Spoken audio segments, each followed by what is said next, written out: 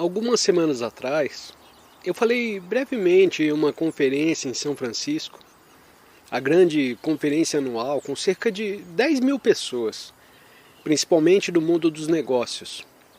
Mas sempre no final eles têm uma pessoa espiritual que é melhor do que nenhuma pessoa espiritual.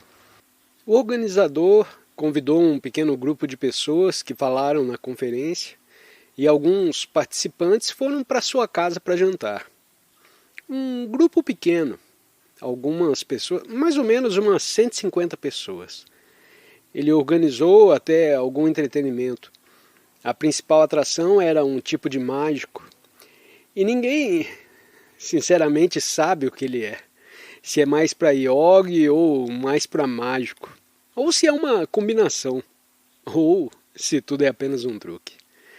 Essa pessoa foi a principal diversão da noite.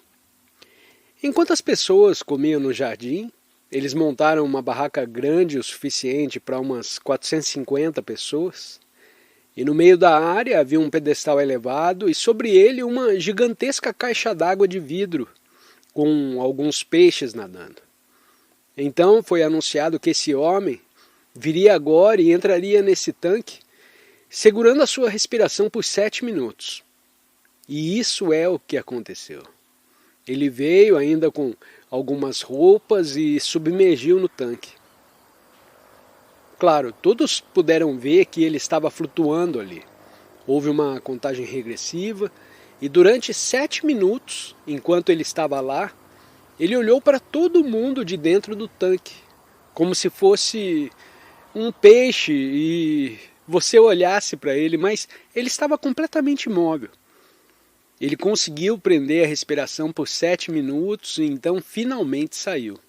Depois de se recuperar daquela provação, o organizador queria que eu o conhecesse. Algumas pessoas estavam paradas lá e ele me perguntou se eu poderia fazer isso. E eu disse, bem, eu acho que eu não posso, mas posso parar de pensar por 7 minutos. O homem que estava no tanque disse que isso era muito parecido com o que ele fazia. Suponho que se referindo ao fato de que quando está no tanque, ele não está pensando. Porque se ele estivesse pensando, ele não duraria 7 minutos. Presumindo que não é um truque, nós não sabemos, mas não parecia ser um truque. Ele estava lá, prendendo a respiração. Eu mencionei essa história porque eu quero enfatizar novamente essa tarde o ponto principal do motivo pelo qual estamos aqui, que é perceber plenamente que existem duas dimensões. Então, para falar sobre quem você é, e isso inclui a forma física e a forma psicológica, a entidade pensante, sua consciência tem essas duas dimensões. Há uma área intermediária, mas no momento não precisamos ir lá.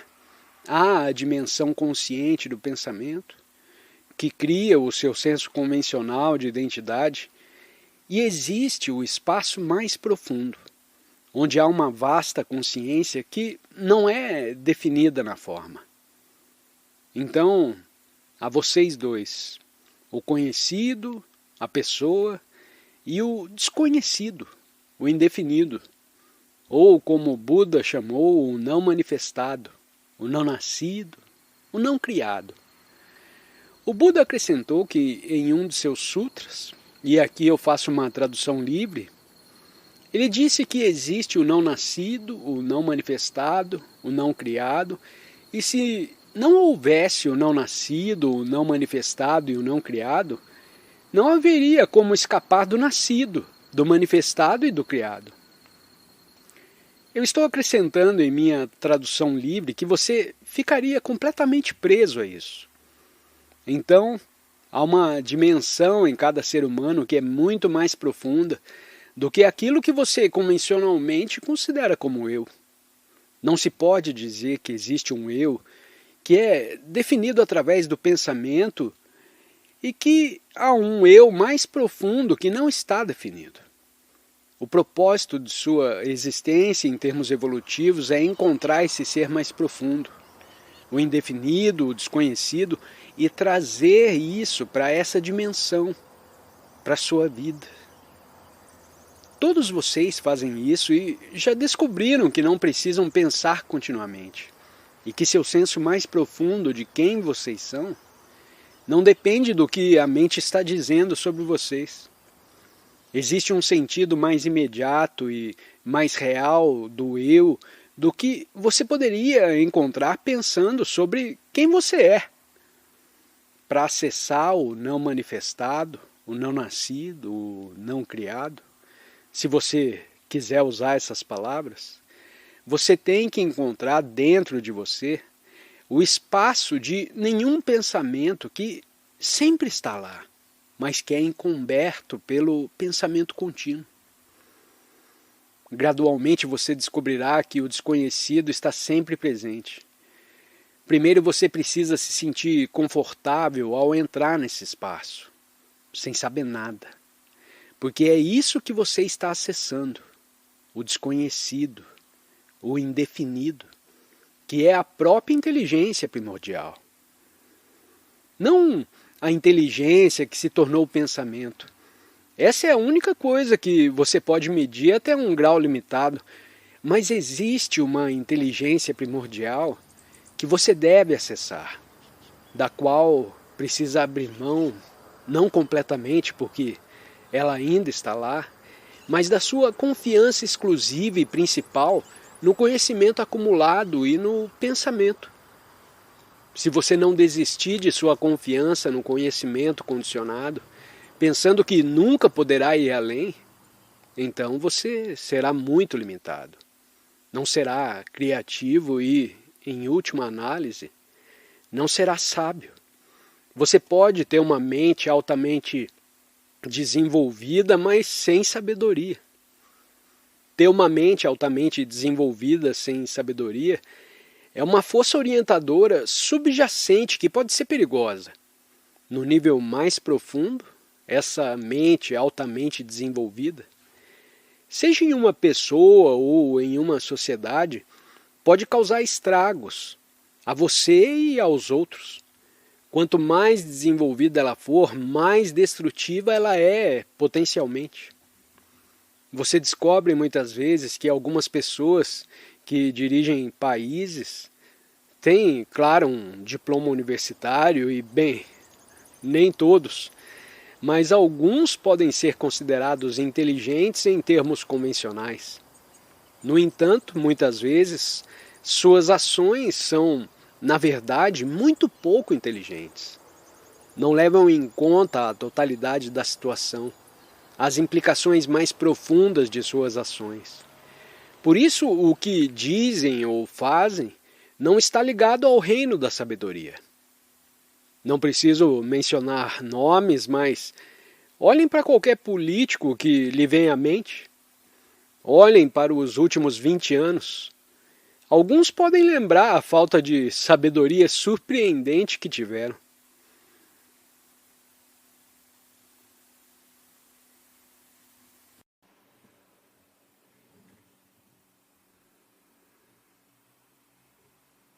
Esse estado de amplidão já está em você o tempo todo. Existe um equivalente de sono sem sonhos em nossa existência comum, mas a maioria das pessoas não está ciente disso. Essa é uma dimensão de consciência que é possível para os seres humanos que têm certas semelhanças com o sono sem sonhos. E embora mestres espirituais e assim por diante tenham falado sobre isso e apontado para isso por um longo tempo, milhares de anos, ainda não é de conhecimento comum que existe um potencial em cada ser humano para realizar dentro de si um estado de consciência que é mais profundo, infinitamente mais profundo do que o estado comum de pensar e fazer a vida normal. Às vezes chamo esse estado de amplidão. Amplidão interior, ou às vezes chamo de presença ou quietude. Na espiritualidade indiana, Na Índia, quero dizer, tem uma palavra que eles falam sobre eles e que eles têm falado sobre isso, e eles têm um termo para isso. Eles o chamam de o quarto estado de consciência, Túria, que é, eu acredito que o que você tem em um dia sem sonhos, um sono sem sonhos, que você tem o estado de sonho e você tem a vigília normal. Então você tem o quarto estado, o que a maioria dos humanos não sabe que está lá para eles, que eles não sabem e que é o maior, que poderia, quase diga assim, a tragédia da vida humana é perder a possibilidade que existe em uma vida humana de realizar esse quarto estado de consciência. É uma suposição de buscadores espirituais, mesmo na Índia, e qualquer um que não tenha percebido isso por si mesmo, ou mesmo teve vislumbres disso. Há uma suposição de que esse quarto estado é extremamente difícil de alcançar, e você precisa de incontáveis anos de prática espiritual ou incontáveis vidas para finalmente alcançar o falso estado de consciência.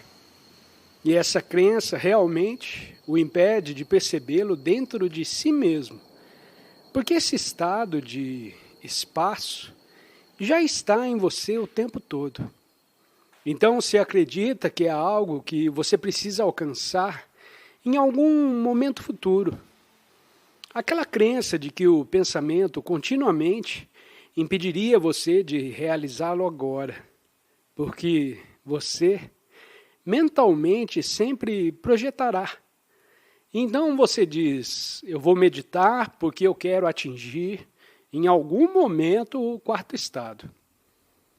Então isso pode ser um grande obstáculo em sua meditação, porque o impede de ir mais fundo no momento presente, onde está o estado falso. Ou quase se poderia dizer que não é apenas onde está o quarto estado. O momento presente é o quarto estado de consciência. O espaço da agora, não o que acontece no agora, mas o mais profundo espaço em que isso acontece, o pano de fundo de sua vida, está continuamente lá. E continuamente também se infiltra através de um pensamento, entre dois pensamentos, por exemplo. Você passa 3 segundos. Por 3 segundos você está livre de si mesmo. E você pode olhar para algo, ou seja o que for, ou apenas experimentar um momento de paz e vitalidade. E então, é claro, você volta a pensar. Em outro momento, um pouco mais, o espaço entra novamente. Quando você está talvez saboreando algo, sim, isso é apenas a percepção do sabor, sem qualquer interferência mental. Apenas uma presença consciente por trás da percepção sensorial. Então você percebe que o estado está sempre presente em cada pensamento. Existe naquele espaço e é apenas um movimento de onda no espaço. E por isso, não é algo que você precisa alcançar como se não o tivesse, mas porque já está aqui e é essencialmente quem você é. É intrinsecamente um com a essência do seu ser. E se você não sabe disso, então a sua vida é muito limitada. E apenas uma pessoa, sem nenhuma dimensão transcendente para a sua vida, e aqui estamos nós, para nos aprofundar na nossa compreensão do espaço interior. Isso é tudo para que você perceba algo que já está aqui, em vez de precisar procurá-lo. Então, por que muitas vezes você não percebe isso? Porque você o ignora. Assim como o peixe pode ignorar o fato de que o peixe está rodeado de água e começa a procurá-la. Onde está a água? As pessoas ficam falando sobre a água. E quanto mais o peixe olha, menos provável que encontre a água. Então a amplidão é algo que, a princípio, aparece em sua vida como um vislumbre. Então, o princípio na vida de muitas pessoas, elas não sabem que isso é espaço. Elas a experimentam como uma vivacidade intensificada ou uma sensação mais profunda de paz ou de alegria, uma ausência de problemas por um breve momento. Então, eles não sabem que esta é uma dimensão diferente da consciência que certamente surgiu. Eles ainda podem confundi-la com outra coisa, como eu fiz quando a mudança aconteceu. Isso foi uma coisa rara no meu caso. Não aconteceu e então meio que o estado, para a maioria das pessoas, é uma coisa mais gradual, vem gradualmente. Tem vislumbres e então mais alguns e repentinamente está lá. Um período de tempo mais longo, onde você vai mais fundo e há uma transformação gradual de consciência. Pode ser tão gradual que você nem percebe. E quando aconteceu comigo, eu não percebi que havia espaço. Eu não tinha a palavra espaço. Eu não sabia nada sobre o quarto estado de consciência. Eu não sabia nada sobre presença ou mesmo atenção plena. Eu nem percebi que minha mente havia diminuído e se tornado espaçosa. Tudo o que eu sabia é que, de repente, a vida é muito pacífica. Parece então esse momento e é tão bom. Isso é tudo o que eu sabia. E de onde vem essa paz, eu perguntei. Eu não sabia. Eu não sabia que era a profundidade de quem eu sou, percebendo a profundidade de quem eu era, a alegria, a paz. Mas eu não tinha uma palavra para isso. Eu não poderia chamar isso de profundidade, de quem eu sou. Eu só, porque de repente estou tão em paz e comecei a escrever um diário que dizia: não sei por que de repente me sinto tão em paz, eu só quero escrever minha experiência diária de paz, caso ela me deixe.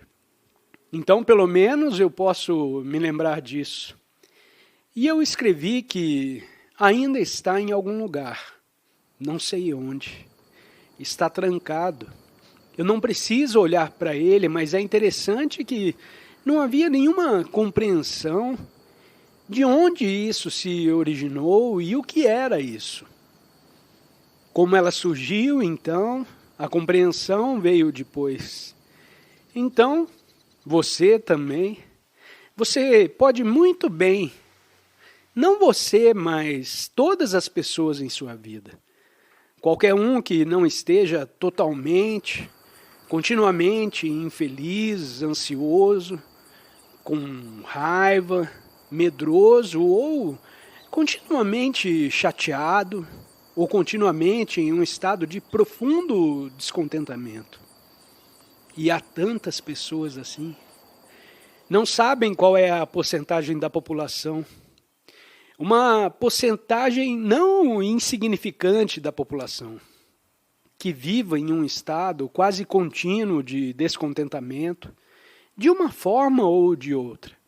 Sempre há um resíduo de raiva. Eles estão apenas esperando a próxima coisa para ficar com raiva, para ficar chateado. Há um contínuo, seja lá o que for. O estado de certa porcentagem, eles estão totalmente infelizes e deprimidos. E tudo é simplesmente terrível. ou eles estão se aproximando do limite que, convencionalmente, chamamos de sanidade e insanidade.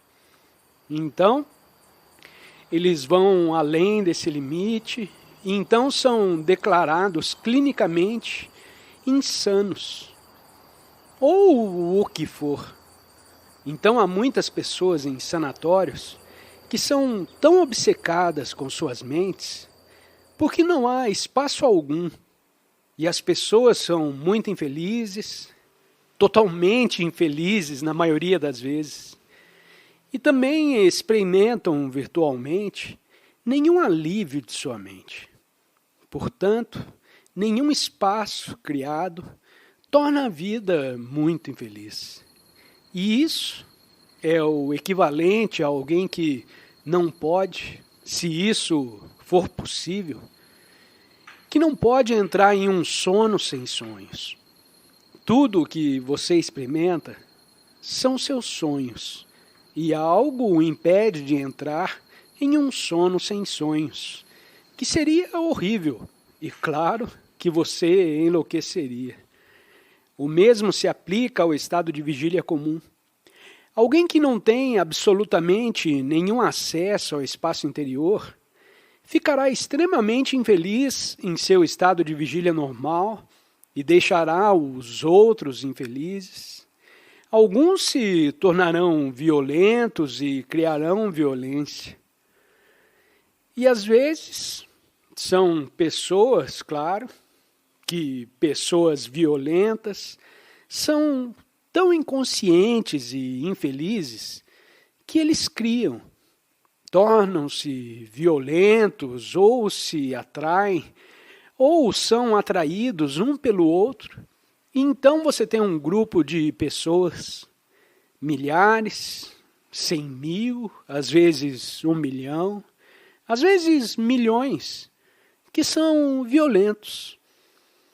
Eles não possuem espaço. Então eles criam o que chamamos de genocídio e assim por diante. Todos essas coisas, as coisas mais horríveis criadas, faz a vida se tornar um pesadelo. Eles criam um pesadelo coletivo. Ou uma pessoa, um pesadelo em suas vidas. Então, isso é amor. Então, é como alguém que não tem absolutamente nenhum acesso. Imagine que você só poderia sonhar, mas nunca alcance o estado sem sonhos. Você ficaria louco porque você precisa do estado sem sonhos. Agora, na vigília normal, você também precisa da amplidão. E se você não tiver absolutamente nenhuma amplidão, você ficará virtualmente insano.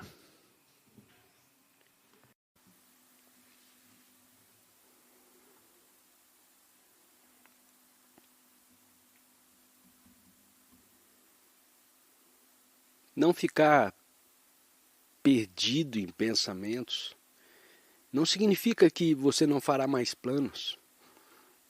Em um nível prático, você pode planejar e dizer, ok, em um momento específico eu preciso estar lá.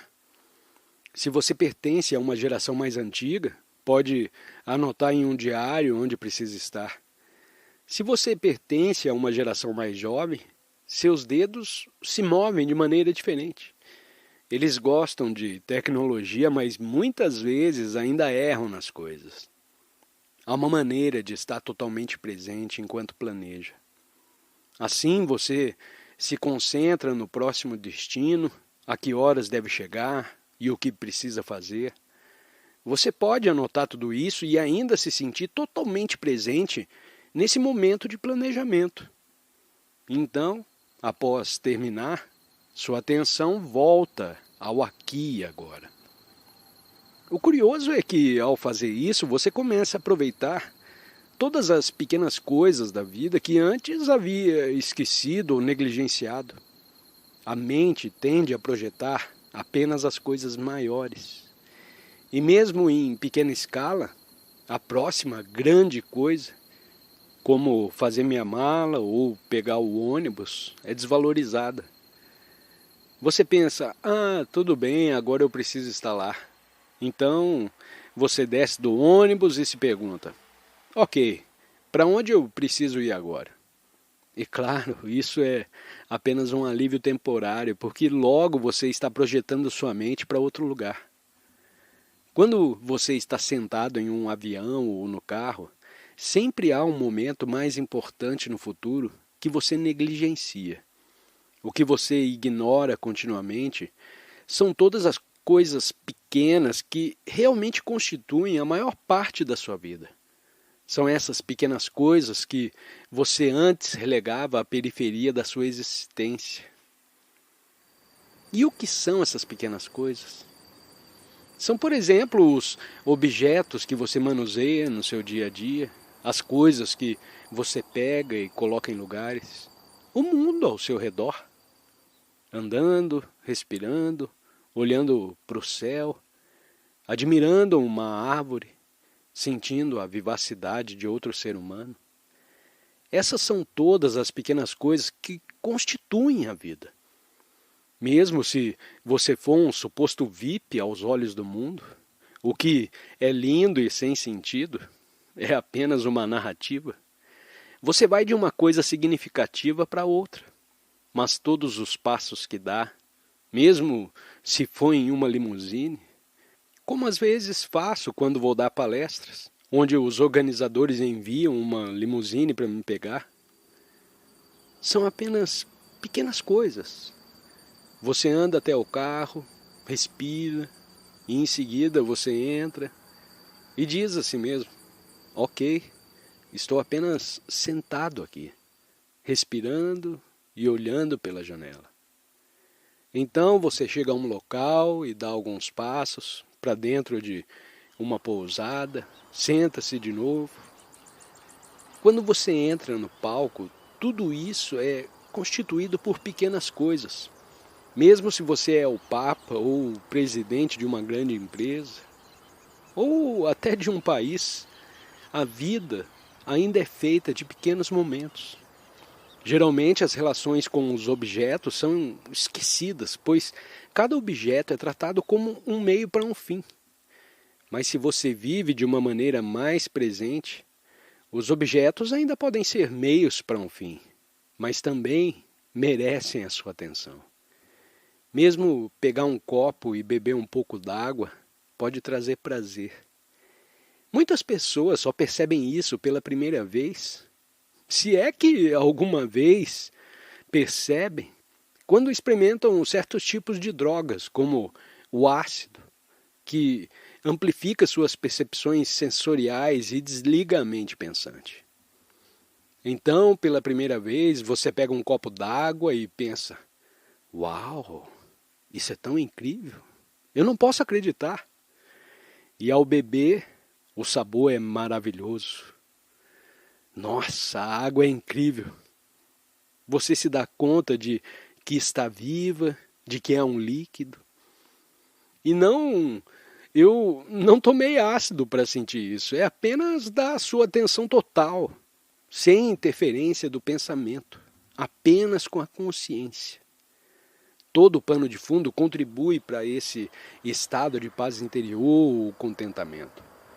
Quando você pega algo, coloca na sua mala, pega uma outra coisa, uma peça de roupa e desdobra, isso é algo legal de se fazer. Pegar uma fruta, talvez descascá-la ou mordê-la, vivenciar o momento presente em sua riqueza, que geralmente é esquecido.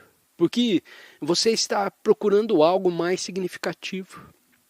Mas mesmo a coisa mais significativa, como ganhar o prêmio Nobel, não garante uma satisfação duradoura. Imagine que você está na varanda de um hotel em Oslo, onde as pessoas vão para comprar um pedaço do seu sucesso. Você está lá, apenas parado, olhando e respirando. A menos que você viva uma narrativa em sua mente, acreditando totalmente nela, essa narrativa pode se tornar um conceito de identidade. Eu sou alguém que alcançou isso e aquilo e aquele outro. Isso permite uma grande narrativa que dá sentido à sua identidade, mas também cria uma armadilha. Você se sente grandioso enquanto está na varanda, mas se desanima ao sair dela. A fama. Ser uma estrela do rock é algo que muitos jovens sonham. Eles imaginam a energia do palco, a adoração do público. E quando saem do palco, eles são tratados como deuses. E as pessoas se aproximam deles, querendo tocar. No entanto, muitas dessas estrelas do rock, sem muita consciência, acabam acreditando nessa narrativa e começam a sentir que são realmente especiais. Mas quando saem do palco e se sentam na sala verde, enfrentam um grande conflito. Uma sensação de falta surge com mais força do que nunca. Uma falta de sentido.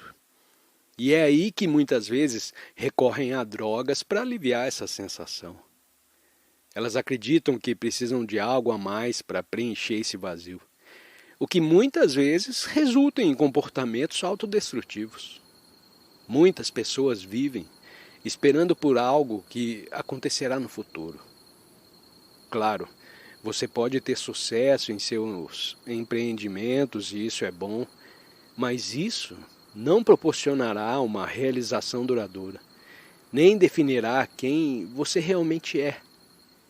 É ótimo conquistar coisas, especialmente se elas forem benéficas para a humanidade e para o planeta. Mas nem mesmo isso constitui a sua verdadeira identidade.